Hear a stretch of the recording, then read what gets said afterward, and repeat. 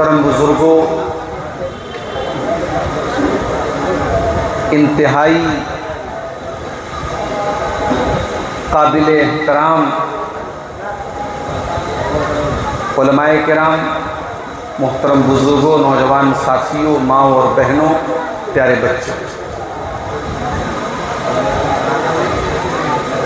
مجھے یاد آتا ہے اس مدرسے کی چہار دیواری کے اندر یہ دوسرا موقع ہے جب اپنے عزیز بھائی تمنے بھائی کی دعوت پر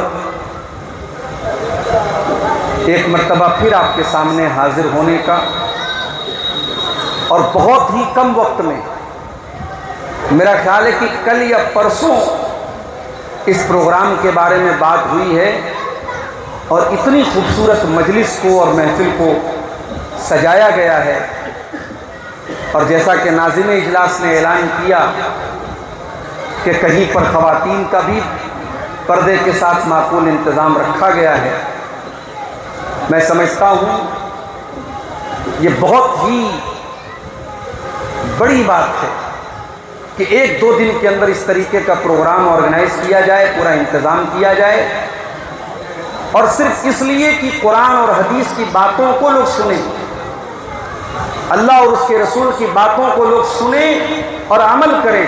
اس جذبے کے ساتھ آج اس مدرسے کے کیمپس میں یہ پروگرام منعقد ہوا ہے۔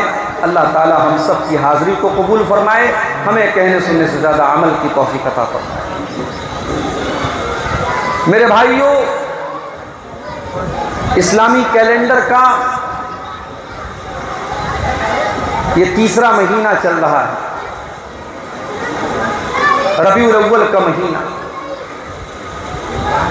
نبی اکرم کی سیرت میں ربیع الاول کا مہینہ بڑی اہمیت رکھتا ہے، بڑا امپورٹنٹ مہینہ ہے۔ اکثر سیرت نگاروں کے مطابق ربیع الاول کے مہینے کی ہی ایک تاریخ کو اللہ کے نبی پیدا ہوئے۔ اب وہ تاریخ کون سی تھی اس پر اختلاف ہے، بعض علماء نے 9 لکھا ہے، بعض نے 12 لکھا ہے، بعض نے 2 لکھا ہے، الگ الگ اقوال ہیں، لیکن زیادہ تر اقوال یہی ہیں کہ ربیع الاول کے مہینے میں اللہ کے نبی کی پیدائش ہے، اور اسی مہینے میں اللہ کے نبی کی وفات بھی ہوئی، آپ کا انتقال بھی ہوا۔ سوموار کا دن 12 ربیع الاول کی تاریخ اللہ کے نبی کی وفات کی بھی تاریخ۔ الغرض اس مہینے کو اللہ کے رسول کی سیرت کے ساتھ بڑا گہرا تعلق ہے، اور آج امت کا ایک بڑا طبقہ 12 ربیع الاول کی تاریخ میں نبی کی پیدائش کا اور نبی کی ولادت کا جشن مناتا ہے، خوشی مناتا ہے، تہوار مناتا ہے۔ سوال یہ ہے، امت کو نبی کی پیدائش کا جشن تو یاد ہے، نبی کی پیدائش کا مشن کیا تھا؟ نبی آئے کیوں تھے؟ نبی کے بعثت کا، نبی کے بھیجے جانے کا مقصد کیا تھا؟ کیوں اللہ نے اپنے آخری نبی کو بھیجا؟ جب ہم قرآن کھولتے ہیں تو قرآن ہمیں بتاتا ہے کہ اللہ کے نبی کی بعثت کا مقصد کیا تھا، کس لیے اللہ کے نبی دنیا میں آئے۔ آج جمعہ کا دن ہے، سورہ جمعہ کی ایک آیت میں نے آپ کے سامنے پڑھی ہے، اس آیت میں اللہ تعالیٰ نے بعثت آمد مصطفیٰ بیان کیا ہے، اللہ کے نبی کی بعثت کا مقصد بیان کیا۔ فرمایا هو الذی بعث فی الامیین رسولا منہم، وہی اللہ ہے جس نے مکہ کے امی لوگوں میں ایک رسول بھیجا، انہی میں سے یتلو علیہم آیاتہ، جو نبی ان کو قرآن کی آیتیں پڑھ پڑھ کے سناتے ہیں، وَيُزَكِّيهِمْ اور ان کا تزکیہ کرتے ہیں، ان کی تربیت کرتے ہیں، ان کو گندگی سے پاک کرتے ہیں، پوتر کرتے ہیں۔ وَيُعَلِّمُهُمُ الْكِتَابَ وَالْحِكْمَةَ اور وہ نبی ان کو قرآن اور سنت کی تعلیم دینے کے لیے آئے تھے، ان کو علم کی روشنی دینے کے لیے آئے تھے۔ غور کیجئے گا، اللہ کے رسول کی دنیا میں بے شک کے 3 مقصد اللہ نے بیان کیے۔ نبی کیوں آئے تھے؟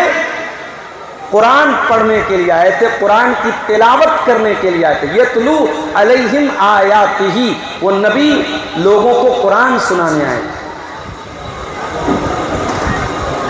آج ہم سب اپنے گریبانوں میں جھانک کے دیکھیں اور غور کریں، نبی کی پیدائش کا جشن تو یاد ہے، نبی کی بعثت کا مشن ہمیں کیوں بھول گیا؟ نبی کے آنے کا مقصد ہمیں کیوں بھول گیا؟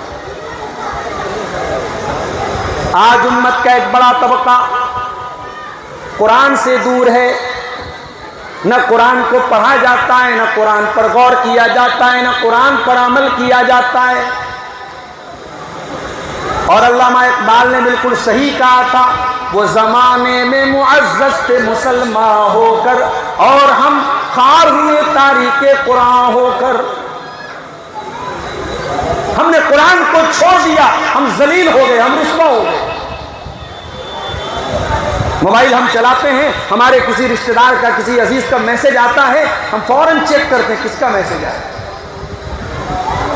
1-2 دن اگر لیٹ ہو جائے، ہمارا کوئی قریبی ہم کو میسج کرے اور ہم میسج چیک نہ کریں، ہم میسج اوپن نہ کریں، ہمارا دوست ہم سے ناراض ہو جائے گا، ہمارا رشتہ دار ہم سے ناراض ہو جائے گا، یار تم نے میرا میسج بھی کھول کے نہیں دیکھا۔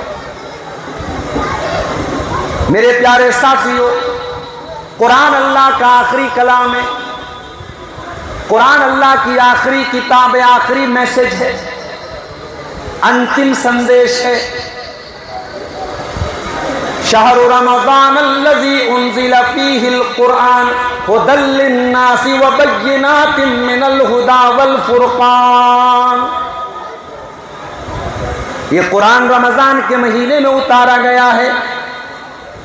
ھدی للناس، یہ قرآن ساری مانوتا کو، ساری انسانیت کو صحیح راستہ بتاتا ہے، مارگ درشن کرتا ہے، گائیڈنس کرتا ہے۔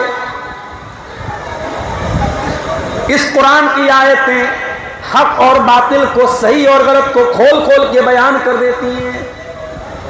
یہ قرآن اللہ کا آخری میسج ہے۔ مسلمانوں، نبی کی محبت کے نام پہ نہ جانے کیا کیا ہو رہا ہے، لیکن ہم سب اپنے گریبانوں میں جھانکیں اور سوچیں، آخری بار ہم نے قرآن کب اٹھایا تھا اپنے ہاتھ؟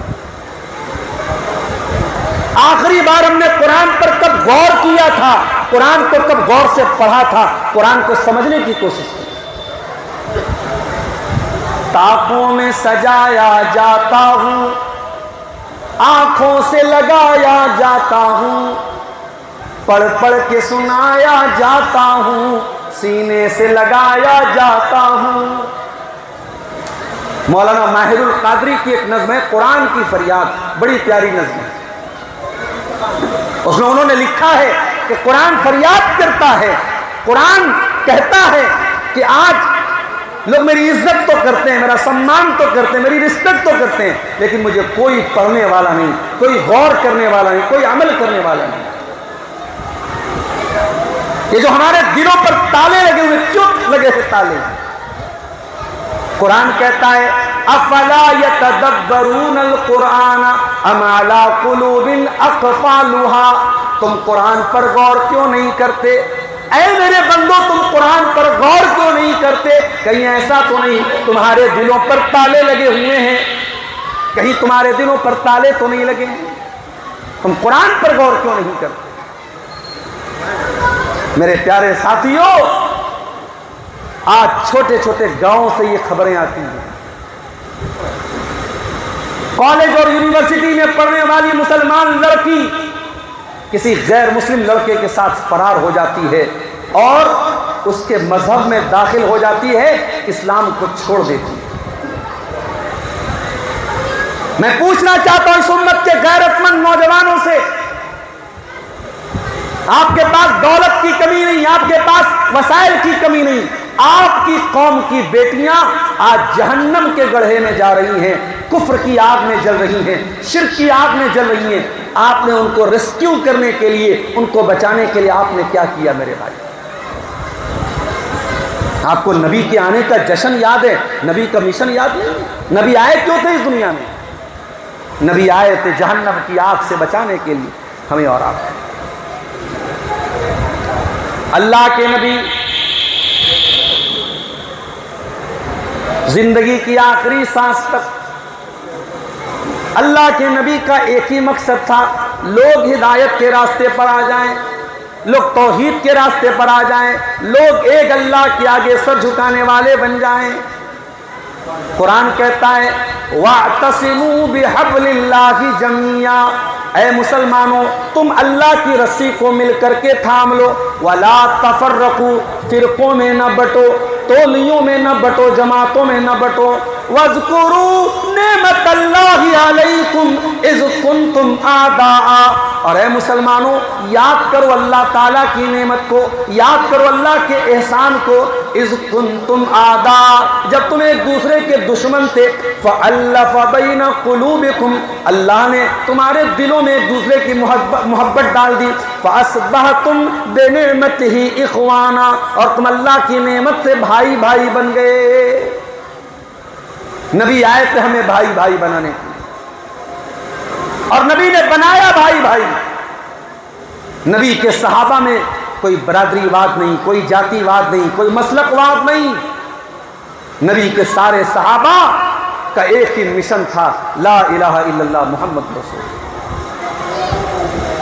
نبی کے صحابہ میں کوئی ایران کا سلمان فارسی ہے، کوئی روم کا صہیب رومی ہے، کوئی حبشہ کا بلال حبشی ہے، ان کی نسلیں الگ ہیں، ان کے قبیلے الگ ہیں، ان کی کنٹریز الگ ہیں، مگر سب کا مشن ایک ہے، سب توحید کے لیے جیتے ہیں، اللہ کی توحید کے لیے جیتے ہیں، اس کے رسول کی رسالت کے لیے جیتے ہیں۔ آج تو مسلمان نعرہ لگا دیتا، نعرہ تکبیر اللہ اکبر۔ اللہ کی توحید کا نعرہ لگانا آسان کام ہے، اللہ کی توحید پر قائم رہنا مشکل کام ہے میرے۔ زبان سے کہہ بھی دیا لا الہ تو کیا حاصل، دل و نظر جو مسلمان نہیں تو کچھ بھی نہیں۔ زبان سے کہنے میں کیا جاتا ہے، ایاک نعبد و ایاک نستعین، اے اللہ عبادت تیری ہی کرتے ہیں، مدد تجھ ہی سے مانگتے ہیں۔ زبان سے ہم اقرار کر دیں، لیکن اپنے عمل سے، اپنے کردار سے ہم توحید کا جنازہ نکال دیں، ہم توحید کو برباد کر دیں، توحید کو ملیا میٹ کر دیں، ہم شرکیہ کام کریں، ہم بدعات کے کام کریں، ہم خرافات کے کام کریں، اس سے بڑھ کے غداری کیا ہوگی میرے پیارے ساتھی؟ نبی کیوں آئے تھے دنیا میں؟ قرآن کہتا ہے تمہیں بھائی بھائی بنانے کے لیے آئے تھے، اور اتنی محبت اپنے صحابہ کے دلوں میں ڈال دی۔ مکہ کے مہاجرین جب ہجرت کر کے مدینہ پہنچے، مدینہ کے انصاریوں نے مکہ کے مہاجروں کا ویلکم کیا، سواگت کیا، نبی نے نام لے لے کر کے ان کو بھائی بھائی بنایا۔ اللہ کی قسم اپنے خون کے رشتے سے بڑھ کر کے مدینہ کے انصاری صحابہ کرام نے مکہ کے مہاجرین کو اپنا بھائی بنایا۔ مہاجرین میں ایک صحابی تھے، ان کا نام تھا عبد الرحمن بن عوف، مکہ سے ہجرت کر کے آئے تھے، کچھ نہیں تھا پاس میں، نہ پیسہ، نہ دھن، نہ دولت، نہ زمین، نہ جائیداد۔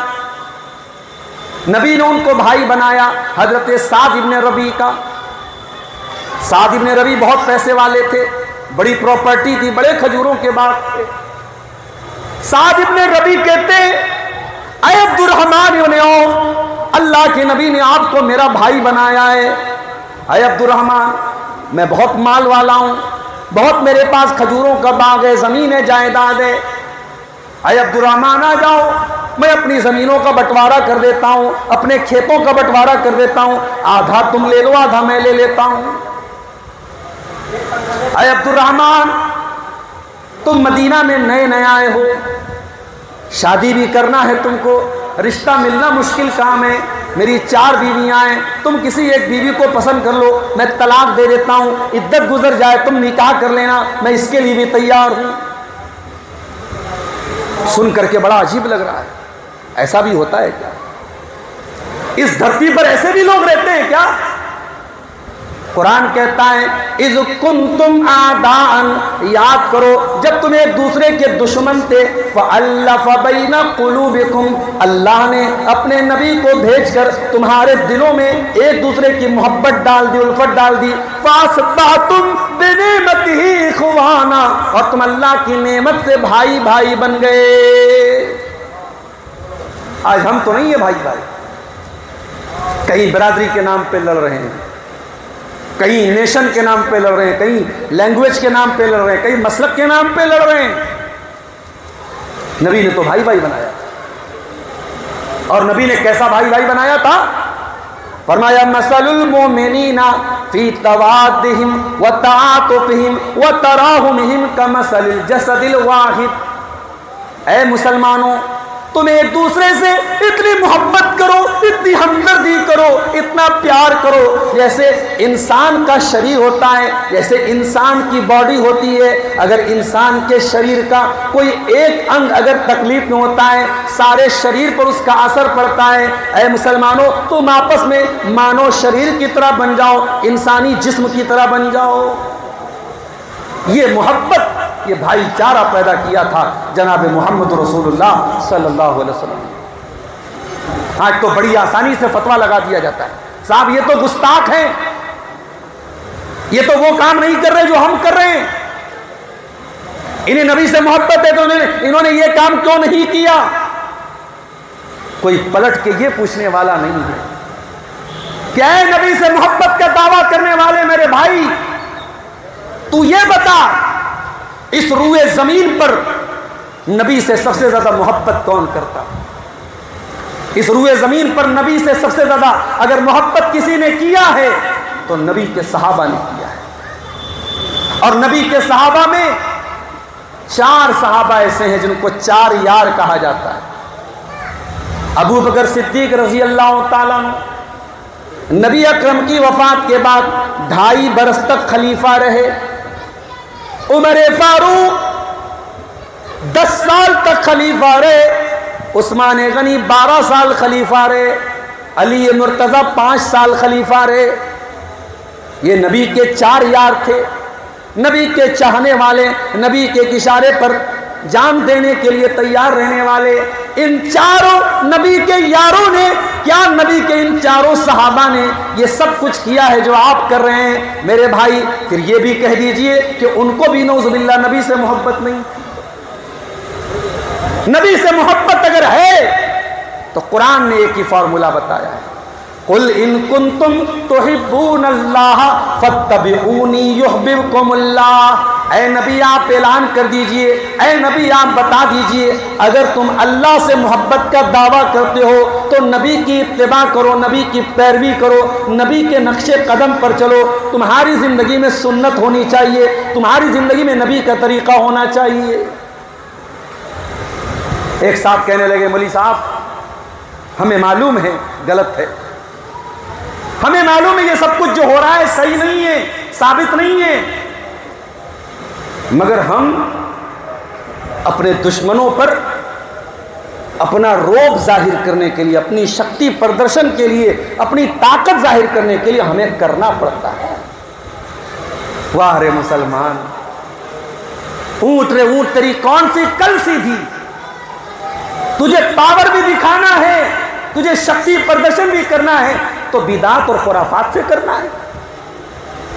ارے تیری طاقت تو سب سے بڑی طاقت حی علی الصلاۃ کی آواز ہے۔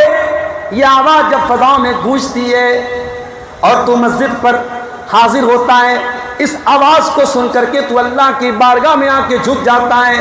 تو اگر 5 ٹائم کا نمازی بن جائے اور اللہ کی بارگاہ میں 5 ٹائم جھکنے والا بن جائے، اس سے بڑھ کے تیری طاقت، تیرا روب تیرے دشمنوں پر نہیں ہوگا۔ مگر ہر چیز کی طرح یہاں بھی مسلمان کو شارٹ کٹ چاہیے، اسے نماز پڑھنا نہیں ہے، اسے نبی کے طریقے پر چلنا نہیں ہے، تو اس نے بڑی آسان چیزوں کو اپنا لیا کہ بھائی یہ کر لو، یہ کر لو، یہ کر لو، ہو گئے نبی کے چاہنے والے۔ اور جو آپ کی بات نہ مانے اس پر فتویٰ لگا دو صاحب یہ گستاخ ہے، یہ نبی کو نہیں مانتا ہے۔ نبی اس لیے تو نہیں آئے تھے میرے بھائی دنیا میں، نبی آئے تھے ہمیں جوڑنے کے لیے، نبی آئے تھے ہمیں ملانے کے لیے، نبی آئے تھے ہمیں بھائی بھائی بنانے کے لیے۔ فرمایا وَكُنْتُمْ عَلَى شَفَا حُفْرَةٍ مِّنَ النَّارِ، اے مسلمانوں یاد کرو تم جہنم کے گڑھے کے کنارے تھے، فَأَنْقَذَكُمْ مِنْهَا، اللہ نے اپنے نبی کو بھیج کر تمہیں جہنم سے بچا لیا۔ نبی نے آ کر کے تم کو جہنم سے بچایا ہے، تم کو شرک سے بچایا ہے، تم کو غلط کاموں سے بچایا ہے۔ تو نبی کی بعثت کا مقصد ہمیں اور آپ کو جہنم سے بچانا تھا میرے پیارے ساتھی، اور اسی لیے اللہ کے نبی فرماتے ہیں، بخاری اور مسلم کی صحیح روایت ہے کہ اے لوگوں، میری مثال اور تمہاری مثال ایسے ہے جیسے کوئی آگ جلاتا ہے، اور جیسے ہی وہ آگ جلاتا ہے تو آگ کے آس پاس پتنگے اور پروانے آ جاتے ہیں جو آگ میں جل جل کے مرنے لگتے ہیں، وہ آدمی ان کو ہٹانے لگتا ہے، دور کرنے لگتا ہے، مگر وہ پتنگے مانتے نہیں ہیں، وہ بار بار اس آگ میں جل کر کے مر جاتے ہیں۔ اللہ کے نبی فرماتے ہیں انا آخذ بحجزکم عن النار، اے لوگو میں تمہاری کمر پکڑ پکڑ کے تم کو جہنم کی آگ سے بچانے آیا ہوں، میں تو تم کو جہنم کی آگ سے بچا رہا ہوں، وانتم تقتحمون فیہا، لیکن پھر بھی تم جہنم کی آگ میں کودتے چلے جا رہے ہو۔ تو نبی کا مشن ہم بھول گئے میرے پیارے ساتھی۔ نبی آئے تھے یتلو علیہم آیات ہی، قرآن کی آیتوں کو پڑھ پڑھ کے سنانے کے لیے آئے۔ قرآن ہم نہیں پڑھتے، قرآن سے ہم دور ہیں۔ دوسرا کام کیا تھا نبی کا؟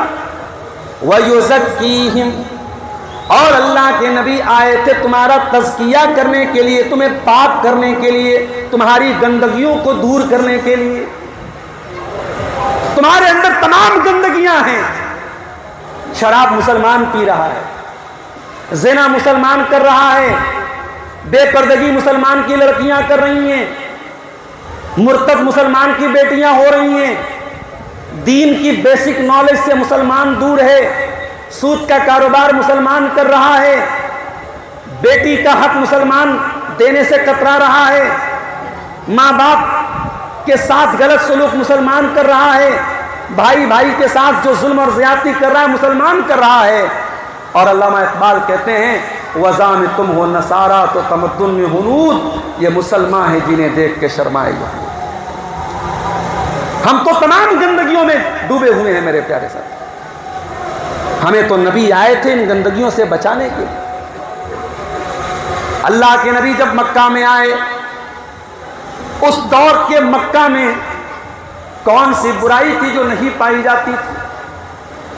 میری پیاری ماں بہنوں، اس سماج میں لڑکی پیدا ہوتی تھی زندہ زمین میں گاڑ دی جاتی تھی، مار دی جاتی تھی۔ لڑکی جب کسی کے گھر میں لڑکی پیدا ہوتی تھی، لڑکی کے باپ کا چہرہ کالا پڑ جاتا تھا۔ قرآن کہتا ہے وَإِذَا بُشِّرَ أَحَدُهُمْ بِالْأُنثَىٰ ظَلَّ وَجْهُهُ مُسْوَدًّا وَهُوَ كَظِيمٌ يَتَوَارَىٰ مِنَ الْقَوْمِ مِنْ سُوءِ مَا بُشِّرَ بِهِ أَيُمْسِكُهُ عَلَىٰ هُونٍ أَمْ يَدُسُّهُ فِي التُّرَابِ، جس کے گھر میں لڑکی پیدا ہوتی تھی باپ کا چہرہ کالا پڑ جاتا تھا، باپ سوچ میں پڑ جاتا تھا کیا کروں، اگر بیٹی کو پالوں گا سماج میں ذلیل ہونا پڑے گا، سماج میں اپمانت ہونا پڑے گا، اور دوسرا راستہ یہ ہے اپنے ہاتھوں سے اپنی بیٹی کا گلا دبا کے اسے مٹی میں دفن کرو۔ ایک باپ اپنی بیٹی کو زمین میں گاڑ دیتا تھا، دفن کر دیتا۔ میری پیاری ماں بہنوں، احسان مانو، شکریہ ادا کرو کہ اللہ کے پیارے نبی نے آ کر تمہیں جیون دان دیا، تمہیں جینے کا حق دیا، اور آپ نے آ کر کے دنیا کو پیغام سنایا وَإِذَا الْمَوْءُودَةُ سُئِلَتْ بِأَيِّ ذَنبٍ قُتِلَتْ، اے اپنی بچیوں کو مارنے والوں، اپنی بچیوں کو زمین میں گاڑنے والوں، تم کو قیامت کے دن حساب دینا پڑے گا کہ تم نے اپنی بچی کو کس اپرادھ میں مارا تھا، کس جرم میں مارا تھا۔ اور اتنا ہی نہیں، بیٹی کی پیدائش پر اللہ کے پیارے نبی نے جنت کی خوشخبری بھی سنائی۔ آپ نے فرمایا من ابتلی من ہذہ البنات شیئا، جس کو اللہ تعالیٰ بیٹی دے کر کے آزمائے، جس کے گھر میں بیٹی جنم لے اور اس امتحان میں وہ کھرا اتر جائے، کن لہ سترا من النار، وہ بیٹیاں اپنے ماں باپ کو جہنم کی آگ سے بچائیں گی۔ بیٹی اپنے ماں باپ کو جہنم کی آگ سے بچانے کا کام کرنے کے لیے آتی ہے۔ یہ تعلیم دیا ہے جناب محمد رسول اللہ صلی اللہ علیہ وسلم۔ میرے پیارے ساتھیوں، سماج کا کون سا ایسا طبقہ ہے جس طبقے پر نبی کا احسان نہ ہو؟ کوئی طبقہ ایسا نہیں۔ قرآن کہتا ہے وَمَا أَرْسَلْنَاكَ إِلَّا رَحْمَةً لِلْعَالَمِينَ، اے نبی ہم نے آپ کو ساری کائنات کے لیے رحمت بنا کر دیا۔ میرے نبی عورتوں کے لیے بھی رحمت، میرے نبی مردوں کے لیے بھی رحمت، میرے نبی اپنوں کے لیے بھی رحمت، میرے نبی پرایوں کے لیے بھی رحمت، میرے نبی انسانوں کے لیے بھی رحمت، میرے نبی جنات کے لیے بھی رحمت، میرے نبی جانوروں کے لیے بھی رحمت، میرے نبی جمادات کے لیے بھی رحمت۔ اللہ کے نبی خطبہ دیتے تھے، ایک کھجور کی لکڑی کا تنا تھا، اسی تنے پر کھڑے ہو کر کے اللہ کے نبی خطبہ دیتے تھے۔ ایک عورت جو جمعہ کی نماز میں آتی تھی، اس نے کہا اے اللہ کے نبی میرا بیٹا بڑئی کا کام کرتا ہے، لکڑی کا کام کرتا ہے، میں چاہتی ہوں کہ آپ کے لیے ایک ممبر تیار کروا دوں، آپ لکڑی کے تنے پر خطبہ دیتے اچھا نہیں لگتا، آپ کے لیے ایک اچھا سا ممبر تیار کروا دیں۔ اگلے جمعہ کو اللہ کے نبی مسجد میں آئے، لکڑی کا تنا کونے میں رکھا ہوا ہے اور جہاں آپ خطبہ دیتے تھے وہاں ایک شاندار ممبر بنا کر کے تیار کر دیا گیا۔ اللہ کے نبی ممبر پر کھڑے ہوئے خطبہ دینے کے، جیسے ہی آپ ممبر پر کھڑے ہوئے اور آپ نے خطبہ دینا شروع کیا، بخاری اور مسلم کے الفاظ ہیں فَجَعَلَتْ تَئِنُّ أَنِينَ الصَّبِيِّ، وہ لکڑی کا تنا رونے لگا جیسے چھوٹا بچہ روتا ہے، چھوٹے بچے کے رونے کی طرح اس میں سے آواز آنے لگی۔ لکڑی کا تنا نبی کی جدائی برداشت نہ کر پایا اور رونے لگا۔ اللہ کے پیارے نبی ممبر سے اترے، اس لکڑی کے تنے کو اپنے سینے سے لگایا، رونے کی آواز بند ہو گئی، اب سسکنے کی آواز آنے لگی، جیسے کوئی چھوٹا بچہ سسکتا ہے، روتے روتے سسکنے لگتا ہے، اس میں سے سسکنے کی آواز آنے لگی۔ اللہ کے نبی نے فرمایا کہ یہ لکڑی کا تنا اس لیے رو رہا تھا کیونکہ اس کے اوپر اللہ کا ذکر ہو رہا تھا، اس کے رسول کی باتیں ہو رہی تھی، اب میں نے اس کو چھوڑ کے ممبر پہ میں چلا گیا تو اس میری جدائی کے غم میں یہ لکڑی کا تنا رونے لگا۔ ایک لکڑی کا تنا جو بے جان ہوتا ہے، جس کے اندر سینس نہیں ہوتا، جس کے اندر شعور نہیں ہوتا، وہ لکڑی کا تنا بھی میرے نبی سے محبت کرتا ہے۔ میرے پیارے ساتھیوں، وَمَا أَرْسَلْنَاكَ إِلَّا رَحْمَةً لِلْعَالَمِينَ، اے نبی ہم نے آپ کو ساری کائنات کے لیے رحمت بنا کر دیا۔ امام حسن بصری رحمۃ اللہ علیہ جب اس حدیث کو پڑھتے تو رونے لگتے تھے اور کہتے تھے اے لوگوں، اگر ایک لکڑی کا تنا اپنے نبی کی یاد میں روتا ہے، اپنے نبی کی جدائی میں روتا ہے، تو اے مسلمانوں تمہیں تو اور زیادہ اپنے نبی کا خیال ہونا چاہیے، اپنے نبی سے ملنے کا شوق ہونا چاہیے، اپنے نبی سے ملاقات کا جذبہ ہونا چاہیے۔ ایک مرتبہ سفر میں اللہ کے نبی جا رہے ہیں، راستے میں ایک اونٹ آپ کو نظر آیا، اونٹ بڑا اداس تھا، رو رہا تھا۔ اللہ کے نبی اونٹ کے قریب اپنا کان لے کے گئے، اونٹ نے شکایت کی اللہ کے رسول سے کہ اے اللہ کے نبی میرا مالک مجھے ستاتا ہے، میری کیپیسٹی سے زیادہ میرے اوپر بوجھ لاتا ہے، مجھے مارتا ہے۔ اللہ کے نبی نے پوچھا من رب ھذا الابل، اس اونٹ کا مالک کون ہے؟ جب مالک سامنے آیا آپ نے کہا کہ یہ اونٹ تمہاری شکایت کر رہا ہے، تم اسے تکلیف پہنچاتے ہو، اس پر ضرورت سے زیادہ بوجھ ڈالتے ہو، ان جانوروں کے بارے میں بھی تمہیں حساب دینا پڑے گا، جانور کے ساتھ تم اتیاچار مت کرو، ظلم مت کرو۔ میرے نبی جانوروں کے لیے بھی رحمت بن کر۔ لوگ کہتے ہیں مسلمان گوشت کھاتا ہے، مسلمان جیو ہتیا کرتا ہے۔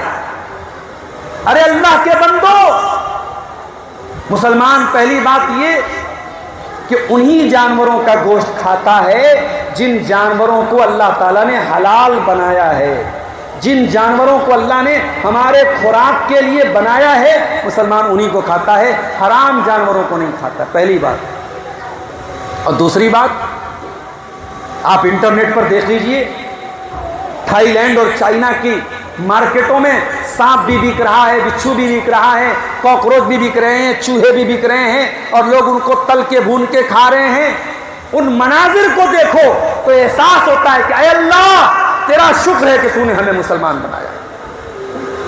جانور کو جب مسلمان ذبح کرتا ہے، میرے نبی نے تعلیم دی، اذا ذبحتم فاحسنوا الذبح واذا قتلتم فاحسنوا القتل، کہ جب جانور کو ذبح کرو تو تڑپا تڑپا کے ذبح نہ کرو، چھری کو پہلے سے تیز کر لو اور جانور کو صحیح طریقے سے ذبح کرو، اچھے طریقے سے ذبح کرو۔ اسلام نے وہ طریقہ نہیں سکھایا۔ ابھی ایک ویڈیو میں نے دیکھا، مسلمانوں کا نہیں غیر مسلم کا معاملہ تھا۔ ایک جگہ ایک جانور کو وہ غیر مسلم اپنے مذہب کے مطابق اپنے مذہبی مقام پر اور اپنے دھارمک استھان پہ اس کی بلی چڑھا رہا تھا، اس کی قربانی دے رہا تھا، اور ایک چھوٹا سا بکری کا بچہ آتا ہے اور وہ انسان اپنے دانتوں سے اس بکری کے بچے کے گلے میں نوچتا ہے، اس کی جان لے لیتا، اس کا خون پی جاتا ہے۔ یہ منظر دیکھ کر کے میرے پیارے ساتھیوں، کوئی بھی کمزور دل اور دماغ کا انسان یہ سوچنے پر مجبور ہو جاتا ہے یقیناً اسلام دین رحمت ہے، اور یقیناً جناب محمد رسول اللہ صلی اللہ علیہ وسلم نے جو طریقہ بتایا ہے جانوروں کو ذبح کرنے کا، وہ طریقہ نیچرل طریقہ ہے، فطری طریقہ ہے۔ اور آج میڈیکل سائنس بھی کہتی ہے کہ جانوروں کو سب سے کم تکلیف اگر کسی طریقے پر پہنچتی ہے تو اسلامی طریقے پر پہنچتی ہے۔ تو میرے نبی تو سب کے لیے رحمت بن کے آئے، اور اوروں کی بات کیا کروں، میرے نبی تو ہم گنہگاروں کے لیے بھی رحمت بن کر کے آئے میرے ساتھ۔ ایک مرتبہ اللہ کے نبی صحابہ سے کہتے ہیں، وَدِدْتُ أَنِّي لَقِيتُ إِخْوَانِي، اے میرے صحابہ میں اپنے بھائیوں سے ملاقات کرنا چاہتا ہوں۔ صحابہ نے کہا اللہ کے نبی کیا ہم آپ کے بھائی نہیں ہیں؟ فرمایا نہیں، تم میرے بھائی نہیں ہو، تم میرے صحابہ ہو۔ فرمایا پھر آپ کے بھائی کون ہیں؟ فرمایا میرے بھائی وہ لوگ ہیں جو میرے بعد آئیں گے، بعد کے دور میں آئیں گے، جو جنہوں نے مجھ کو دیکھا نہیں ہوگا، میرا دیدار نہیں کیا ہوگا، لیکن میرے اوپر ایمان رکھیں گے، مجھ سے محبت کریں گے۔ میں اپنے ان بھائیوں سے ملنا چاہتا ہوں۔ مسلمانوں قربان جاؤ، تمہارے نبی تم سے ملاقات کرنا چاہتے ہیں، تمہارے نبی تم سے ملنا چاہتے ہیں۔ نبی کہہ رہے ہیں میں اپنے بھائیوں سے ملنا چاہتا ہوں۔ صحابہ نے کہا اللہ کے نبی قیامت کے دن تو کروڑوں لوگ ہوں گے، آپ کیسے پہچانیں گے اپنے بھائیوں کو؟ آپ کیسے پہچانیں گے اپنا کلمہ پڑھنے والوں کو؟ کیسے پہچانیں گے اپنے چاہنے والوں کو؟ نبی نے پہچان کیا بتائی؟ نبی نے پہچان جھنڈے کو نہیں بتایا کہ جس کی بائک میں اور جس کے گھر میں جھنڈا لگا ہوگا اس کو ہم پہچان لیں گے وہ میرا چاہنے والا ہے۔ نبی نے کہا میں پہچانوں گا اعضائے وضو سے، جو دنیا میں نماز کا پابند رہا ہوگا، وضو کا پابند رہا ہوگا، جس کے اعضائے وضو چمک رہے ہوں گے، ہاتھ چمک رہا ہوگا، پیشانی چمک رہی ہوگی، چہرہ چمک رہا ہوگا، اس کو میں پہچان لوں گا دور سے کہ یہ میرا کلمہ پڑھنے والا، میرا چاہنے والا ہے۔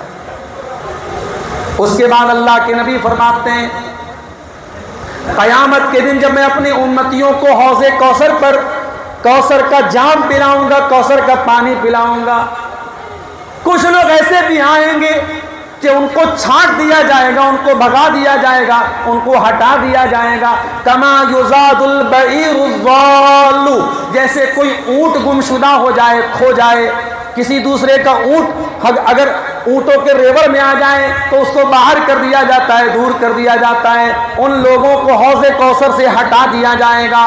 میں پوچھوں گا اے فرشتوں ان کو کیوں ہٹا رہے ہو؟ یہ تو میرا کلمہ پڑھنے والے میرے امتی لوگ ہیں۔ فرشتے کہیں گے انک لا تدری ما احدثوا بعدک، اے اللہ کے نبی آپ نہیں جانتے یہ بدعتی لوگ ہیں، یہ دین میں نیا کام نکالنے والے لوگ ہیں۔ جب مجھ کو یہ پتہ چلے گا یہ بدعتی لوگ ہیں، یہ دین میں نیا کام نکالنے والے لوگ ہیں، تو اللہ کے نبی کہتے ہیں میں کہوں گا سحقن سحقن لمن غیر بعدی، جن لوگوں نے میرے دین کو بدل ڈالا، میری شریعت شریعت کو بدل ڈالا، ہر سال میرے دین میں نیا نیا کام نکالا، نئی نئی ایکٹیویٹیز نکالی، ان لوگوں کو گھسیٹ کے میرے سامنے سے لے کے جاؤ، ان کو دور کر دو۔ اللہ کے نبی بھی ان پر کوئی ترس نہیں کھائیں گے، اللہ کے نبی بھی ان کے ساتھ کوئی اچھا معاملہ نہیں کریں گے۔ میرے پیارے ساتھی،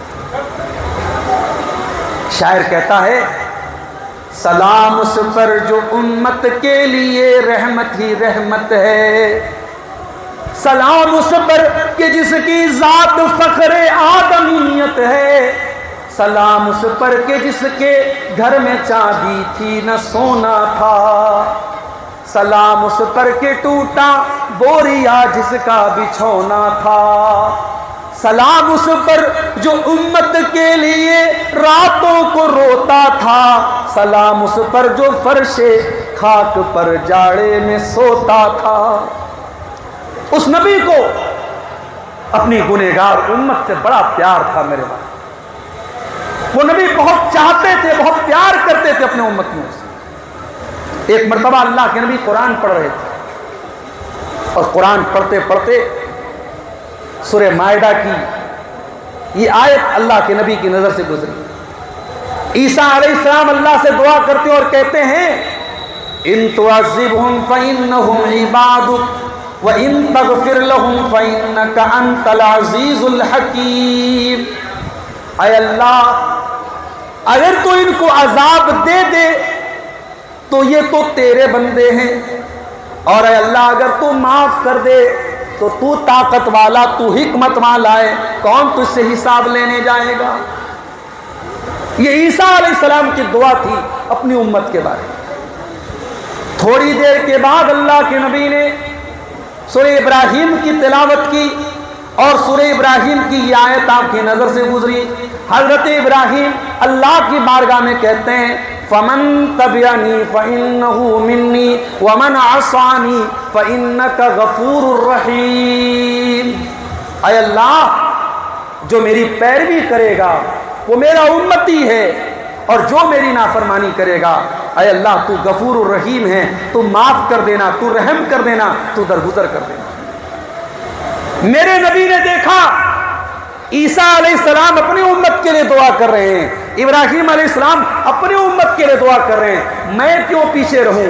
اللہ کے نبی نے اپنے دونوں ہاتھ اٹھائے، اور دونوں ہاتھ اٹھا کر روتے ہوئے اللہ کے نبی نے فرمایا اللہم امتی اللہم امتی، اے اللہ میری امت کا کیا ہوگا، اے اللہ میری امت کا کیا ہوگا۔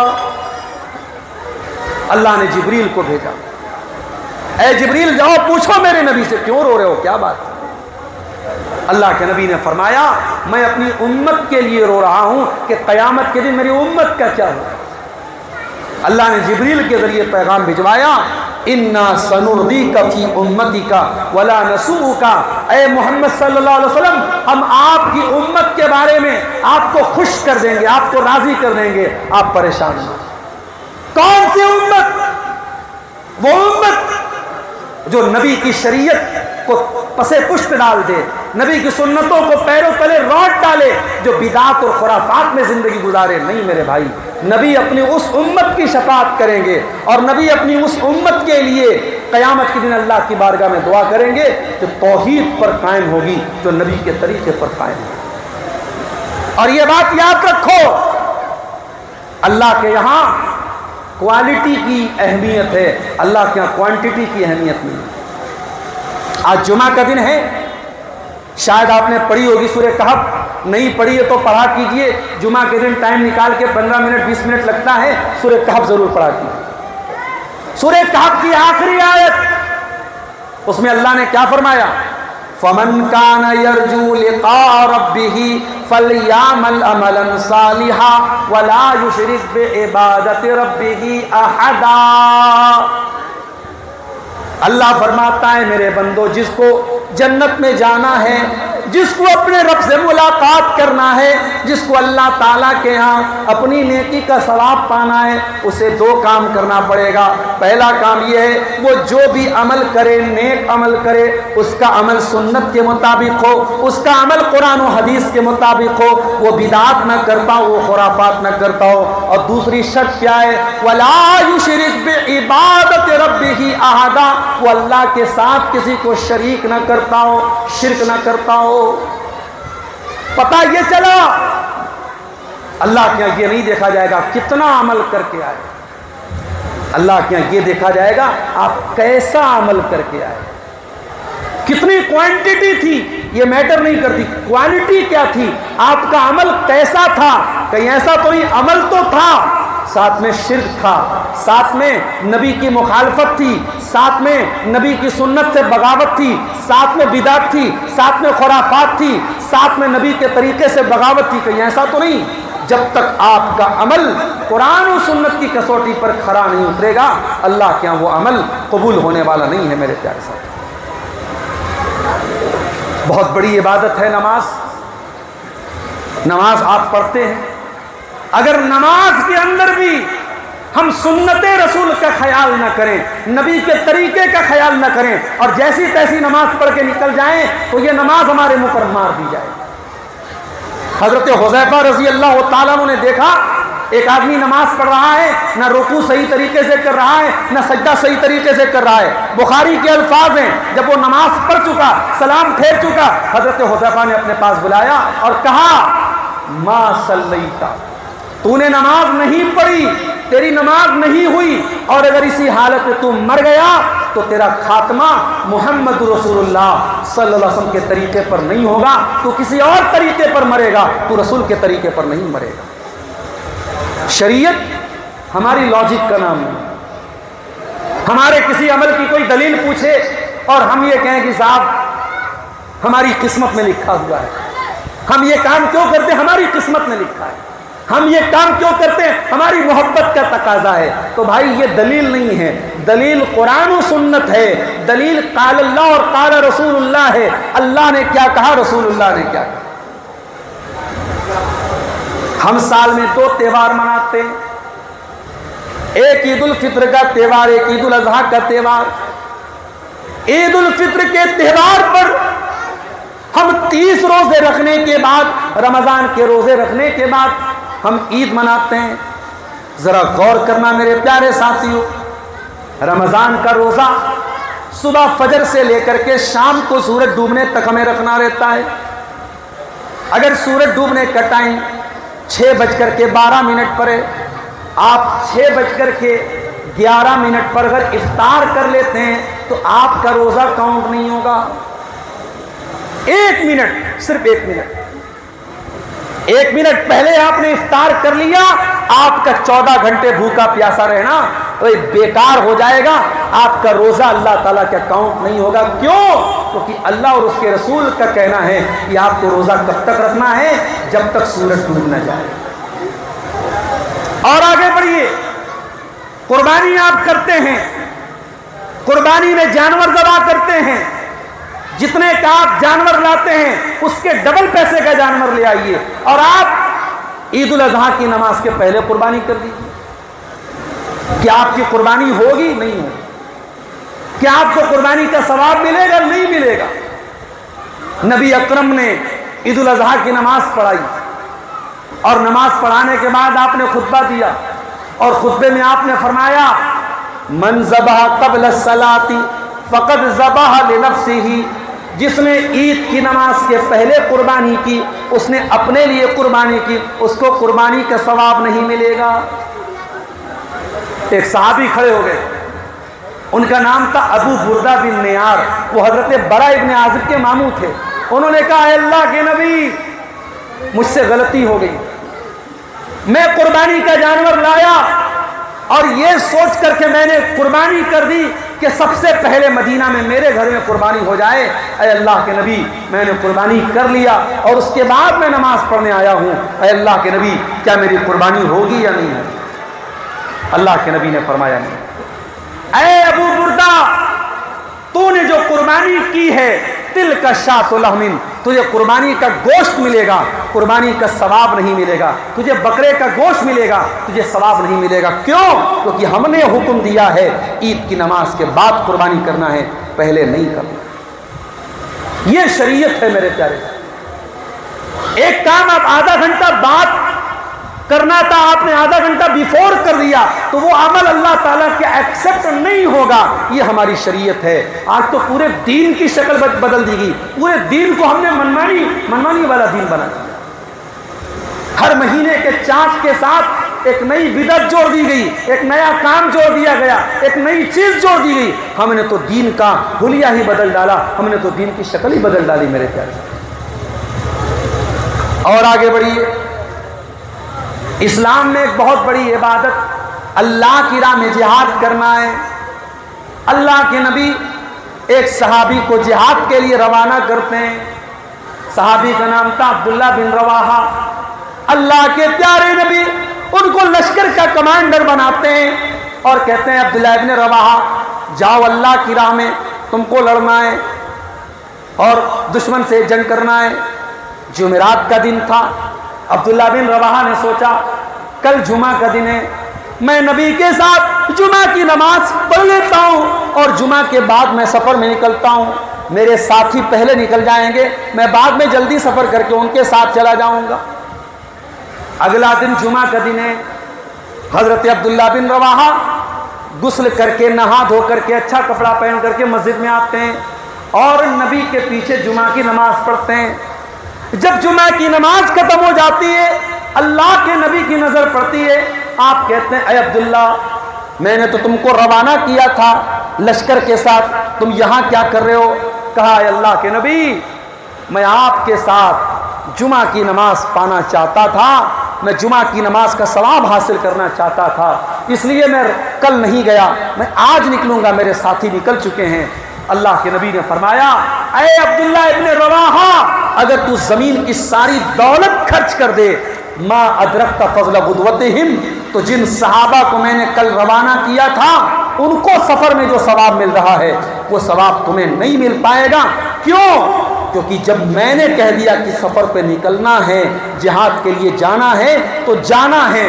وما آتاکم الرسول فخذوہ، رسول جو دے دے لے لو، وما نہاکم عنہ فانتہوا، اور رسول جس سے منع کر دے رک جاؤ۔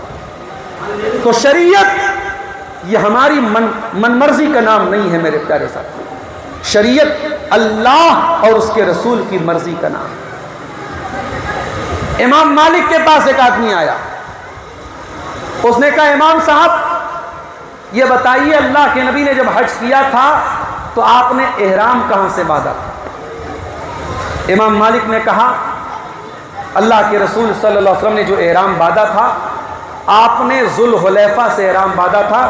مدینہ سے 25-30 کلومیٹر کی دوری پر ایک جگہ ہے ذوالحلیفہ، آج وہاں ایک شاندار مسجد بنی ہوئی ہے، اور جو لوگ مدینہ سے عمرہ کرنے یا حج کرنے کے لیے جاتے ہیں تو وہیں پر احرام باندھتے ہیں، بہت شاندار مسجد بنی ہے۔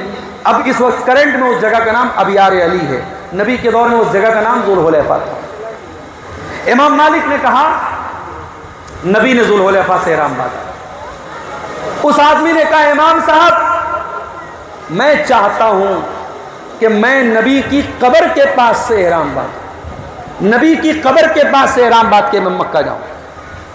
امام مالک نے کہا کہ مجھے ڈر ہے کہ تو بہت بڑے فتنے میں پڑ جائے گا، بہت بڑی مصیبت سے پڑ جائے گا۔ اس نے کہا امام صاحب میں کوئی گناہ کا کام تو نہیں کر رہا ہوں، آپ نے فرمایا ہے کہ اللہ کے نبی ذوالحلیفہ سے احرام باندھتے تھے، میرا کلومیٹر تو اور زیادہ ہو رہا ہے، میں تو اور پہلے سے احرام باندھ کے جا رہا ہوں، میں نبی کی قبر کے پاس سے احرام باندھ کے جا رہا ہوں، اے امام صاحب مجھے تو اور زیادہ ثواب ملنا چاہیے۔ کہا نہیں، تجھے زیادہ ثواب نہیں ملے گا، بلکہ تجھے اللہ تعالیٰ کسی فتنے میں ڈال دے گا۔ کیوں؟ کیونکہ قرآن کہتا ہے فَلْيَحْذَرِ الَّذِينَ يُخَالِفُونَ عَنْ أَمْرِهِ أَن تُصِيبَهُمْ فِتْنَةٌ، کہ جو لوگ رسول کے طریقے سے الگ کوئی طریقہ اپناتے ہیں ان کو ڈرنا چاہیے کہ کہیں ان کے اوپر کوئی فتنہ نہ آ جائے، کوئی مصیبت نہ آ جائے، کوئی آزمائش نہ آ جائے۔ پتہ یہ چلا جب یہ امت رسول کے طریقے سے ہٹے گی، جب بدعات اور خرافات کے ذریعے اللہ کو راضی کرنے کی کوشش کرے گی، اس امت کو اللہ تعالیٰ مختلف فتنوں میں مبتلا کر دے گا، اور آج یہ امت مختلف فتنوں میں مبتلا ہو چکی ہے میرے پیارے ساتھ۔ آج اس امت کے حالات ایسے ہیں، اللہ رحم فرمائے۔ نبی کی وہ حدیث ہمارے سامنے جب رکھی جاتی ہے تو ایسا لگتا ہے کہ نبی نے آج کے حالات کو سامنے رکھ کر کے یہ بات کہی تھی۔ کیا کہا تھا اللہ کے رسول صلی اللہ علیہ وسلم نے؟ بادروا بالاعمال فتنا کقطع اللیل المظلم، اے میری امت کے لوگوں، نیکی کرنے میں جلدی کرو، نیکی کرنے میں دیر نہ کرو، اس سے پہلے کہ فتنوں کا دور آ جائے۔ اتنے فتنے پیدا ہو جائیں گے جیسے اندھیری رات میں صرف اندھیرے ہی اندھیرے نظر آتے ہیں، صرف فتنے ہی فتنے نظر آئیں گے۔ آج فتنے ہی فتنے نظر آ رہے ہیں۔ کوئی اہل بیت کی محبت کے نام پہ ہمارے نوجوانوں کو صحابہ کے خلاف بدظن کر رہا ہے، کوئی عقل اور لاجک کے نام پہ ہمارے مسلمان نوجوان کو دین سے دور کر رہا ہے، اس کو مرتد بنا رہا ہے، اس کو ملحد بنا رہا ہے، اس کو ایتھیسٹ بنا رہا ہے۔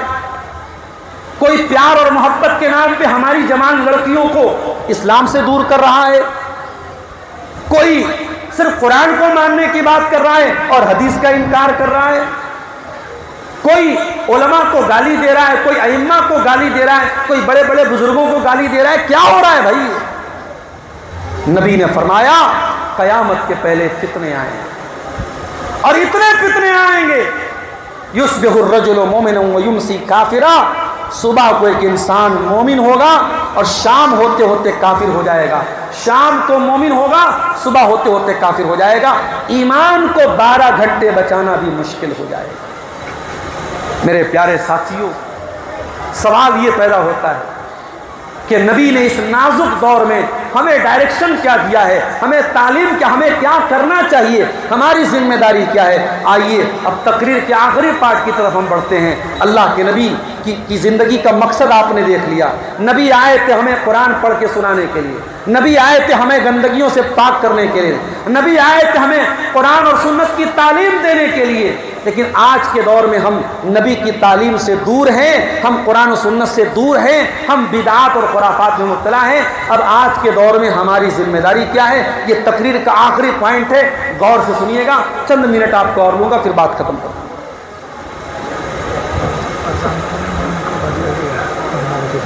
ارے نہیں اتنا لمبا کرنا۔ اس دور میں ہماری سب سے پہلی ذمہ داری کیا ہے؟ میرے سامنے یہ مائک لگا ہے، یہ مائک کس لیے لگا ہے؟ میری بات کو دور تک پہنچانے کے لیے۔ یہ مائک اگر یہ کام نہ کرے، اس مائک کو میں اٹھا کے کنارے کر دوں گا، اور مائک مین کو جو بیچارہ آیا ہے اس کو شاید پیسہ بھی نہ ملے کہ بھائی صاحب جو مقصد کے لیے آپ کو بلایا گیا مائک کام ہی نہیں کر رہا ہے۔ اس مائک کا ایک مقصد ہے، وہ مقصد اگر مائک پورا نہ کرے، مائک کو ہم سائڈ لگا دیں۔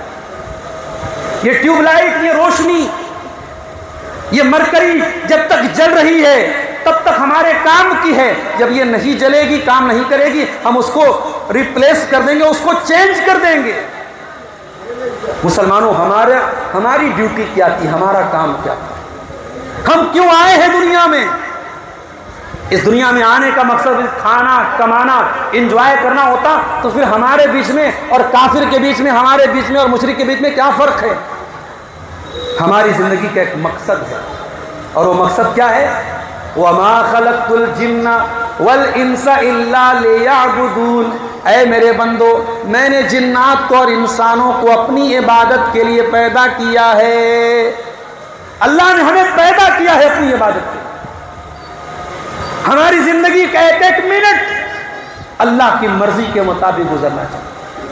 اور میرا جملہ نوٹ کر لو، یہ جو ہم لوگ بولتے ہیں نا یہ دین کا مسئلہ ہے، یہ دنیا کا مسئلہ ہے۔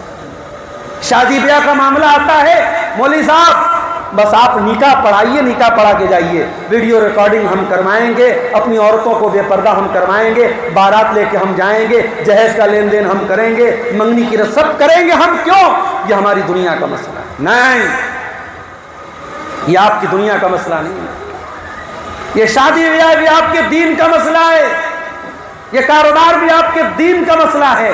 یہاں تک کہ آپ اپنی بیوی سے ملاقات کرتے ہیں، اپنی بیوی کے ساتھ آپ جسمانی تعلق قائم کرتے ہیں، یہ بھی آپ کے دین کا مسئلہ ہے۔ اس میں بھی اللہ کے نبی فرماتے ہیں اگر انسان حلال طریقے سے اپنی شہوت کو پورا کرتا ہے، اپنے دامن کو گناہ سے بچاتا ہے، اپنے آپ کو زنا سے بچاتا ہے، تو اس کام پر بھی اللہ تعالیٰ اسے ثواب دے گا۔ اسے بھی کوئی یہ نہ کہے کہ یہ دنیا کا مسئلہ ہے، یہ دین کا مسئلہ نہیں۔ ہماری زندگی کا مقصد اللہ کو راضی کرنا ہے۔ قل ان صلاتی و نسکی و محیایا و مماتی للہ رب العالمین، اے نبی آپ کہہ دیجئے میرا جینا اللہ کے لیے، میرا مرنا اللہ کے لیے، میری نماز اللہ کے لیے، میری قربانی اللہ کے لیے۔ ہمارا اللہ کے لیے کیا ہے میرے بھائی؟ ہم تو 5 ٹائم اللہ کے آگے سر جھکانا بھی نہیں چاہتے۔ دنیا میں نہ جانے کس کے آگے سر جھکانے کو تیار ہیں، اللہ کے آگے سر جھکانے کو تیار نہیں۔ وہ ایک سجدہ جسے تو گرا سمجھتا ہے، 1000 سجدوں سے دیتا ہے آدمی کو نجات۔ یہ ایک سجدہ اللہ کے سامنے کرنا شروع کر دو، اللہ کہیں اور جھکنے سے آپ کو بچا لے گا میرے بھائی۔ زندگی کے مقصد کو پہچانو میرے ساتھ، یہ ہماری پہلی رسپانسبلٹی ہے۔ ہم کاروبار کریں، ہم بزنس کریں، ہم جاب کریں، ہم ڈاکٹر بن جائیں، ہم انجینئر بن جائیں، ہم دنیا کے کسی بھی کونے میں چلے جائیں، ہم یہ نہ بھولیں کہ ہم مسلمان ہیں۔ ہم یہ نہ بھولیں کہ ہم یہ کلمہ پڑھتے ہیں دنیا میں، لا الہ الا اللہ محمد رسول اللہ۔ اے اللہ عبادت کروں گا تو تیری کروں گا، اور طریقہ اپناؤں گا تو رسول کا طریقہ اپناؤں گا۔ یہ کلمہ پڑھتے ہیں میرے پیارے ساتھیوں، اس پر ہمیں ساری زندگی قائم رہنا ہے۔ یہ پہلا کام کرنا ہے۔ دوسرا کام کیا کرنا ہے؟ دین کی تعلیم خود بھی حاصل کریں اور اپنے بچوں کو دین کی تعلیم۔ آپ کے گاؤں میں بچیوں کو دین سکھانے کے لیے مدرسہ قائم کیا جاتا ہے، آپ دلچسپی نہیں لیتے۔ ہم اپنی بچیوں کو آج دنیا بھر کی تعلیم دلا رہے ہیں، ہم دین کے نام پہ کیا سکھا رہے اپنی بچیوں کو؟ کسی حافظ جی کو بلا کر کے، کسی مولوی صاحب کو بلا کر کے رٹو طوطے کی طرح قرآن پڑھا دیا، ہو گئی دینی تعلیم؟ نہیں۔ اپنی بچیوں کو جب تک ہم یہ نہیں بتائیں گے کہ اسے پردہ کرنے کا حکم کیوں دیا گیا ہے، اسلام میں اس کی پوزیشن کیا ہے، فاطمہ زہرا کون تھی، عائشہ صدیقہ کون تھی، خدیجہ الکبریٰ کون تھی، مریم بنت عمران کون تھی، حضرت آسیہ کون تھی، جب تک اپنی بچیوں کو ہم یہ نہیں بتائیں گے یہ مرتد ہونے کے واقعات نہیں تھمیں گے میرے بھائی، یہ طوفان نہیں رکے گا۔ اپنی بچیوں کو دینی تعلیم سکھاؤ، اپنی مسجدوں میں مکتب قائم کرو، اپنے بچوں کو بھیجو، اپنی بچیوں کو بھیجو، اور ان کی دین کی فاؤنڈیشن کو اتنا مضبوط کر دو کہ کوئی مکار اور کوئی 420 ہماری بیٹی کے دین اور ایمان کے ساتھ کھلواڑ نہ کر سکے۔ اتنا مضبوط کر دو ان کے دین۔ اور یہ بات بھی یاد رکھو میرے بھائی، قبر میں کون سی تعلیم کام آئے؟ میں دنیا کی تعلیم کو انڈر اسٹیمیٹ نہیں کر رہا ہوں، آپ دنیا کی تعلیم ضرور حاصل کریں، میں اس کے خلاف نہیں ہوں، نہ اس کو انڈر اسٹیمیٹ کر رہا ہوں، لیکن قبر میں کون سی تعلیم آپ کو کام دے؟ اللہ کے نبی فرماتے ہیں جب بندہ مرتا ہے قبر میں جاتا ہے، ایک صاحب نے ہم سے یہ بھی کہا، مولوی صاحب ذرا اس پر بھی بولیے گا، قبرستان کی بڑی بے حرمتی ہوتی ہے آج ہمارے دور میں، قبروں پر لوگ پیر رکھ رکھ کے چلتے ہیں، کہیں تو قبروں کا احترام اتنا زیادہ ہو رہا ہے کہ قبر والوں سے مدد مانگی جا رہی، اور کہیں قبر کی یہ بے حرمتی ہو رہی ہے کہ قبروں پر لوگ پیر رکھ کر کے چل رہے ہیں اور قبروں کا کوئی احترام نہیں ہے۔ میرے پیارے ساتھیوں، اسلام نے مرنے کے بعد بھی انسان کا احترام کرنے کی تعلیم دی ہے، حتیٰ کہ اگر قبر کھودی جا رہی ہو اور کسی مردہ کی ہڈی مل جائے، اللہ کے نبی نے فرمایا اس ہڈی کو وہیں دفن کر دو، اسے کبھی توڑنا نہیں۔ کسی مردہ کی ہڈی کو توڑنا اتنا ہی بڑا گناہ ہے جتنا کسی زندہ انسان کی ہڈی کو توڑنا۔ تو قبر میں کیا سوال پوچھا جائے گا؟ من ربو کا، من نبیوں کا، ما دینوں کا، تیرا رب کون ہے، تیرے نبی کون ہے، تیرا دین کیا ہے؟ اور ان تینوں سوالوں کا جو صحیح جواب دے گا، میرا رب اللہ ہے، میرا دین اسلام ہے، اور میرے نبی محمد صلی اللہ علیہ وسلم جو ان تینوں سوالوں کا صحیح جواب دے گا، فرشتہ پوچھے گا تجھے ان تینوں سوالوں کا جواب کیسے پتا چلا؟ بندہ کہے گا قرأت کتاب اللہ، میں نے قرآن پڑھا تھا، میں نے دین سیکھا تھا، میں نے اللہ کی کتاب کو پڑھا تھا، مجھے قرآن اور سنت کے اندر اس کا علم ملا تھا۔ میرے پیارے ساتھیوں، یہ دوسرا کام ہمیں کرنا ہے، دین کا علم سیکھنا ہے، اپنے بچوں کو سکھانا ہے، اپنی بچیوں کو سکھانا ہے۔ تیسرا کام، ہمیں رسول سے سچی محبت اپنے دل میں پیدا کرنی ہے۔ میں یقیناً اس بات کا اعتراف کرتا ہوں کہ آج ہمارے جتنے بھائی 12 ربیع الاول کی تاریخ کو جو کچھ بھی کر رہے ہیں، کہیں نہ کہیں اس کے پیچھے یہ جذبہ ہے کہ ہمیں رسول سے محبت ہے۔ دنیا کی ہر قوم اپنے اپنے بڑوں کی پیدائش کا جشن منائے تو ہم کیوں نہ منائیں، یہ ایک سوچ ہے جو ہمارے بھائیوں کے دل اور دماغ میں پیدا ہو۔ مگر میں ایک بات کہنا چاہتا ہوں میرے بھائی، اگر واقعی میں رسول سے محبت ہے تو آؤ ذرا نبی سے پوچھتے ہیں کہ اے اللہ کے نبی، ہم آپ سے محبت کرنا چاہتے ہیں، ہمیں کیا کرنا پڑے گا؟ اللہ کے نبی فرماتے ہیں من احب سنتی فقط احبنی ومن احبنی کان معی فی الجنہ، جو میری سنت سے محبت کرتا ہے وہ مجھ سے محبت کرتا ہے، اور جو مجھ سے محبت کرتا ہے وہ جنت میں میرے ساتھ ہے۔ اگر آپ کو نبی سے محبت ہے، ربیع الاول کا مہینہ نہیں، ربیع الاول کی کوئی تاریخ نہیں، سال کے 360 دن نبی کی سنتوں پر عمل کرو میرے بھائی، نبی کی سنتوں کو سینے سے لگاؤ، نبی کے طریقے کو سال کے 360 دن اپناؤ۔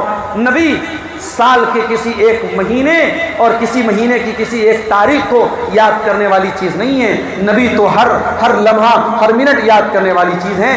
نبی سے سال کے 360 دن ہمیں محبت ہونی چاہیے۔ اور آگے بڑھیے، اس دور میں ہماری ایک ذمہ داری اور بھی ہے، اور وہ ذمہ داری کیا ہے؟ اختلافات ہمارے بیچ میں ہیں، ہمارے درمیان بہت سارے اختلافات ہیں۔ اختلاف کا ہونا یہ اس بات کے لیے لازم نہیں ہے کہ ہم ایک دوسرے سے نفرت کریں۔ امام شافعی رحمۃ اللہ علیہ اپنے دور کے ایک عالم سے مناظرہ کر رہے تھے، کسی مسئلے پر بحث کر رہے تھے، ڈیبیٹ کر رہے تھے۔ امام شافعی اپنی دلیل دے رہے تھے، وہ آدمی اپنی دلیل دے رہا تھا۔ جب امام شافعی جانے لگے، جانے کے پہلے ان کا ہاتھ پکڑا اور کہا کہ اے میرے بھائی، کیا یہ اچھا نہیں ہوگا کہ اس مسئلے میں میں اور آپ متفق نہیں ہیں؟ آپ کا اسٹینڈ الگ ہے، میرا اسٹینڈ الگ ہے، آپ کا اوپینین الگ ہے، میرا اوپینین الگ ہے۔ کیا یہ اچھا نہیں ہوگا کہ ہم اس مسئلے میں اختلاف کے باوجود بھائی بھائی بن کے رہیں؟ یہ ہمارے ائمہ کی سوچ تھی، یہ ہمارے بزرگوں کی سوچ تھی۔ آج ہم ذرا ذرا سے اختلاف کی بنیاد پہ اسلام سے خارج کر دیتے، نفرت کی دیواریں کھڑی کر دیتے۔ نہیں میرے بھائی، اختلاف ہے، اس کو دور کیجئے۔ اور دور کیسے ہوگا؟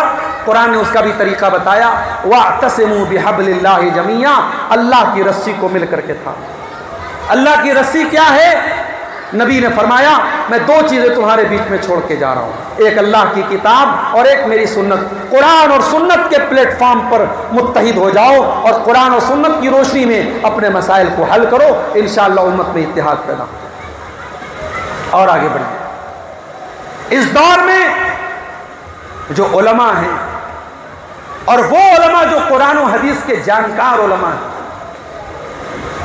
جو قرآن و حدیث کی دعوت دیتے ہیں، جو قرآن و حدیث کو پھیلاتے ہیں، جو قرآن و حدیث کو بیان کرتے ہیں، ان علماء کے ساتھ اپنا تعلق مضبوط کرو، علماء سے جڑ کے رہو، کیونکہ جب وائرس بہت زیادہ پھیل جائے تو کون سی دوا ہمارے لیے اینٹی وائرس کا کام کرے گی اور کون سی دوا ہمارے لیے زہر بن جائے گی، یہ ڈاکٹر بتاتا ہے۔ جب فتنوں کا دور آ جائے تو علماء آپ کو بتائیں گے کہ کون سا فتنہ ہے جو آپ کے دین اور ایمان کے لیے خطرہ ہے۔ اسی لیے اللہ کے نبی نے فرمایا قیامت کے پہلے وہ دور بھی آئے گا جب اللہ تعالیٰ دنیا سے علماء کو اٹھا لے گا، اور جب علماء دنیا سے چلے جائیں گے اتخذ الناس رؤوسا جہالا، لوگ جاہلوں کو اپنا سردار بنا لیں گے اور جاہلوں سے فتویٰ پوچھیں گے اور جاہل جواب بھی دیں گے بغیر دلیل کے، بغیر علم کے، اور خود بھی گمراہ ہوں گے، دوسروں کو بھی گمراہ۔ آج انٹرنیٹ کا دور ہے، ہر طرف آوازیں ہیں، بولیاں ہیں، کوئی کسی کو فالو کر رہا ہے، کوئی کسی کو فالو کر رہا ہے، کوئی کسی کو عالم سمجھ رہا ہے، کوئی کسی کو نہیں۔ میرے بھائی، آپ کو پہچاننا پڑے گا کہ کوئی کہیں ایسا تو نہیں عالم کے بھیس میں، اسکالر کے بھیس میں کوئی آپ کے دین اور ایمان کا سودا کر رہا ہے۔ آپ کو مستند اور آتھینٹک علماء سے جڑنا پڑے گا میرے پیارے ساتھ۔ فتنوں کے اس دور میں ہماری ایک رسپانسبلٹی اور بھی ہے میرے پیارے ساتھ، اور وہ کیا ہے؟ کلکم راع وکلکم مسئول عن رعیتہ، تم میں سے ہر انسان ذمہ دار ہے اور اس کی ذمہ داری کا سوال اس سے کیا جائے۔ اے بیٹیوں کے باپ، اے بیٹوں کے باپ، اے بیٹیوں کی ماں، تیری بیٹی رات کو 2 بجے کس سے بات کر رہی ہے؟ اللہ تجھ سے پوچھے گا۔ اے بیٹوں کے گارجین، آپ نے اپنے بیٹے کی صحیح ٹائم پہ شادی کیوں نہیں کی؟ اللہ پوچھے گا۔ زنا کا دور تھا، بدکاری کا دور تھا، آپ کا بیٹا غلط راستے پر جا رہا تھا، آپ نے اس کی شادی میں تاخیر کیوں کی؟ اللہ آپ سے سوال کرے گا۔ ہم میں سے ہر انسان ذمہ دار ہے، کوئی مسجد کا ذمہ دار، کوئی مدرسے کا ذمہ دار، کوئی اپنے گھر کا ذمہ دار، بڑا بھائی چھوٹے بھائی کا ذمہ دار، شوہر بیوی کا ذمہ دار، ماں باپ بچوں کے ذمہ دار، اور اللہ کے نبی فرماتے ہیں ہر ذمہ دار سے اس کی ذمہ داری کے بارے میں سوال کیا جائے گا، اس کو حساب دینا پڑے گا۔ اس لیے میرے بھائیوں، اپنی ذمہ داری کو نبھاؤ، اپنی ذمہ داری کو پورا کرو۔ اور آخری بات، فتنوں کے اس نازک دور میں ہمیں اور آپ کو ایک کام اور کرنا پڑے گا، اور وہ کام کیا ہے؟ آج جمعہ کا دن ہے، آج جمعہ کی نماز آپ نے پڑھی مسجد میں۔